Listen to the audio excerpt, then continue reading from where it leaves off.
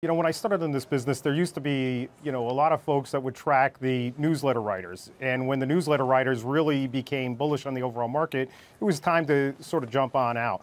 I think the VIX is a little bit different. I think the VIX is more a reflection as to what's going on in the market at that current time. And so when everybody starts to sort of become fearful and then you start to see a major sell-off in the market, the VIX really starts to tick higher. When the market is doing well, nobody's really trying to get out. And then all of a sudden, something comes up and it spells trouble for the VIX, and that, is on the big move higher. I think if, sentiment really continues to rise, I don't really want to be in that camp. I don't think we're there yet. I think, the slow move up to the old highs and eventually to making new highs will probably occur, but it's occurring at such a slow pace that I'm not all that concerned with it yet.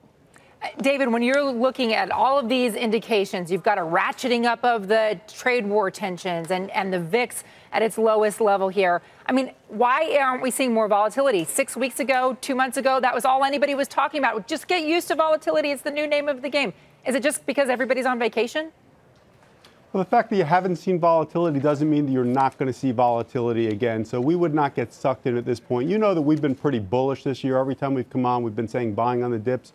We expect the market to have low double-digit, high single-digit returns. You've just had a great rally. We would not be jumping aboard this rally. We'd rather be buying on any sort of pullback. Out of all of the concerns that Bob Pisani just raised, we're pretty comfortable with most all of them. The biggest concern that we have in the real one is the possible trade war. That's the one that we're worried about, watch out for. And that's going to keep popping up. And when it does, the market's going to pull back. Pick stocks that you like, buy into that sort of weakness. The other advice that we'd give is the best way to make money going forward is to look at some of the laggards. We think they're going to be a better place to make money for the back 6 months of the year. I knew you'd say that, David Katz, the great value investor out there. Bob Pavlik, I too remember all the newsletter writers back in the day getting all those newsletters in the mail. Don't you think, though, that we are in a complacent period right now when you think about the Fed's raising rates, but the long end of the yield curve is still lower? It's not responding to all of that. The VIX is where it is. We keep hearing about all the trade tensions with China, but yet the market's sitting near all-time highs. I mean, and we've just come off one of the strongest earnings quarters in about a decade. Isn't that the definition of complacency right now? You're right. And I do think, though, that complacency is going to carry us, in my numbers, to 30-40, which is about another 6% from here. But I think as we get closer to year end and we start to see a shift in maybe some of the senatorial or House seats, I think there's going to be a shift in sentiment, and I think there's going to be a rotation coming in the market. I don't think you have to necessarily to things like value, to things like more defensive sectors, more things like staples, utilities.